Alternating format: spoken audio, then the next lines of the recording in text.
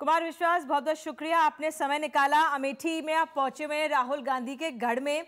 कुछ दिनों से वहां पर पैड बनाए हुए हैं, कैसा महसूस कर रहे हैं? वहां पर क्या हो रहा है? निधि जी, एक तो गढ़ में बोलना मुझे लगता है कि 1947 में देश आजाद हो चुका, गढ़ किले रियासतें सब खत्म हो चुकी। अमेठी एक लोकसभा क्षेत्र है और वहां मैं टिकट मांगने के लिए आया हूं। कल मैंने देखा कि एक चौराहे पर बहुत सारे कांग्रेस के साथी खड़े हुए थे और कह रहे थे कुमार विश्वास वापस जाओ। तो मैंने उनसे पूछा भी कि भैया अमेठी आने के लिए कोई वीजा लेना पड़ेगा, कोई पासपोर्ट लेना पड़ेगा, या हो सकता है मैं दिल्ली से निकला हुआ हूं, कल अमेठी आजाद हो गया हो, स्वतंत्र देश के रूप में घोषित कर दिया गया हो।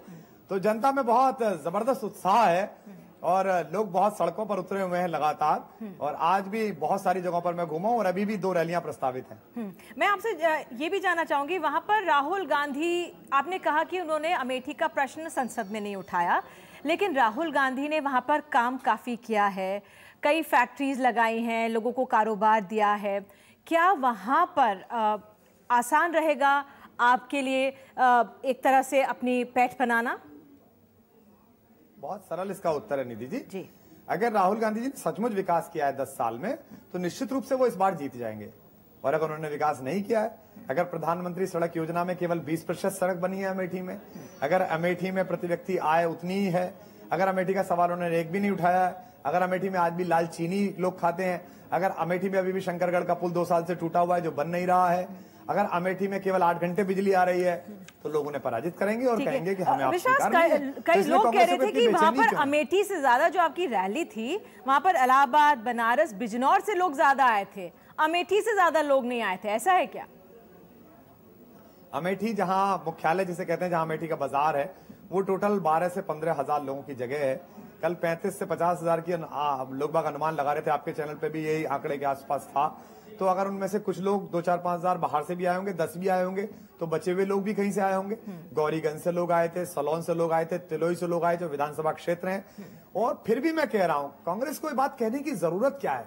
मैं कहता हूं एक भी अमेठी का आदमी नहीं आया तो खुश होना चाहिए, उन्हें कहना चाहिए निश्चिंत रहो, क्यों कुमार विश्वास के ऊपर अंडे फेंक रहे हो, अपन जीतने जा रहे हैं, हर साल जीतते हैं, इस बार भी जीतेंगे। जो ग्रामीण इलाका है, मैं इसलिए पूछ रही हूँ कुमार विश्वास, क्योंकि आप कम समय के लिए मुझे मिले हैं, जो वहां पे ग्रामीण इलाका है, आपके भाषण में उनको संबोधित नहीं किया गया।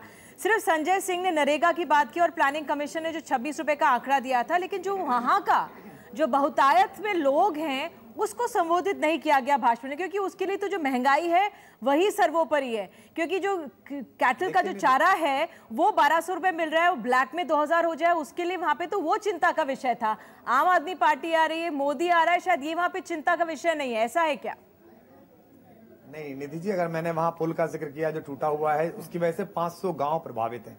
अगर मैंने जिक्र किया कि वहां 8 से 9 घंटे केवल बिजली आती है, तो उससे गांव प्रभावित हैं। अगर मैंने जिक्र किया कि वहां लाल चीनी लोग खा रहे हैं राशन की दुकान पे, तो इससे भी गांव प्रभावित है। और मैं अमेठी का, जब जिस समय मुझे घोषित प्रत्याशी बता दिया जाएगा, मैं अमेठी का अपना एक मैनिफेस्टो बना रहा हूं, अपना घोषणा पत्र बना रहा हूं। उसमें काम की लिस्टिंग हमारे साथी कर रहे हैं। 1 लाख कार्यकर्ताओं की सूची यहाँ पर तैयार हो रही है। 7,500 राहुल क्या क्या कर रहे हैं? तो सारे विषय राज्य के हैं, जो राज्य सरकार है, राहुल तो MP है, सिर्फ सत्ता तो जो राज्य की। मासूम तर्क है। ये इतना मासूम तर्क है, जब कन्नौज में डिंपल यादव खड़ी होती हैं, तो समाजवादी पार्टी पर इतनी कृपा करती है कि कांग्रेस वहां कैंडिडेट ही ने खड़ा करती है। जब अखिलेश यादव की पत्नी के सामने हो तो नहीं खड़ा करना है, जब राहुल जी के सामने खड़ा करना हो तो सपा नहीं खड़ा करती है। यानी कि अपने बेटे बेटियों की, बहुओं की तो बड़ी चिंता है। जरा अमेठी के बेटे बेटियों के लिए भी एक दूसरे से बात कर लेते कि मेरी कॉन्स्टिट्यूएंसी है भैया, यहाँ सड़क बनवा दीजिए। नरेंद्र मोदी भी एक सामान्य परिवार से आते हैं। राहुल गांधी को तो चलिए आप जो भी कहें, राहुल को सीधे आप लोग चुनौती देते हैं। मोदी को आपने बोला कि वो वहां से आके लड़े, लेकिन नरेंद्र मोदी और राहुल में आपके लिए चुनौती कौन बड़ी होगी अगर मोदी वहां पे आ गए तो? देखिए, मेरे लिए कोई चुनौती नहीं, मेरे लिए तो मुद्दे चुनौती है। मैं दूसरा अंतर बता दूं आपको। अगर नरेंद्र मोदी सामान्य परिवार से आते हैं और वो प्रधानमंत्री पद के उम्मीदवार हैं, तो आप ये मानिए कि कहीं ना कहीं कोई ना कोई प्रतिभा है।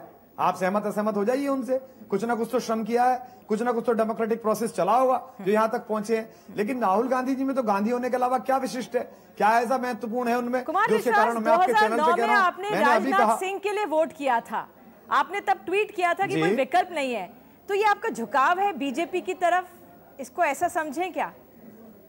मोदी की भी प्रतिभा देख रहे हैं। इंटरनल डेमोक्रेसी खत्म हो चुकी है हमारी पार्टियों में। यानी कि अगर जो बात कह दी गई तो फाइनल करो। इस बात को सच मानने में कहां प्रॉब्लम है कि राहुल गांधी वंशवाद के कारण है और नरेंद्र मोदी अपनी क्षमता, आप असहमत होइए ना, मैं भी असहमत हूँ, कमजोर लोकायुक्त बना रखा, असहमत। मोदी जी पर एक कविता भी लिखी थी शायद आपने, नरेंद्र मोदी पर कविता भी लिखी थी। आज तक मैंने किसी मनुष्य पर कविता नहीं लिखी है जीवित पर, मैंने केवल संवेदनाओं पर कविता लिखी है। हाँ, मैंने कविता पढ़ी जरूर है उनके सामने कई बार, और वो मेरे बड़े प्रशंसक रहे, रात 3-3, 4-4 बजे तक बैठ के कविताएं सुनी है। ये कोई बहुत बुरा काम नहीं है, मैं कविताएं पढ़ता था, उससे मेरा जीवन चलता था, आज भी चलता है। अगर अहमदाबाद के कवि सम्मेलन में देर शाम तक बैठे हैं और उनके जन्मदिन पर वहां का कवि सम्मेलन है, तो मैं उन्हें शुभकामनाएं दूंगा। मैं यही कहूंगा कि आप बहुत प्रगति करें, आप बहुत आगे बढ़ें, आप लोकप्रिय रहें, या मैं वहां से कहूंगा नहीं साहब अभी तो लोकायुक्त पे आपसे बहस करनी है।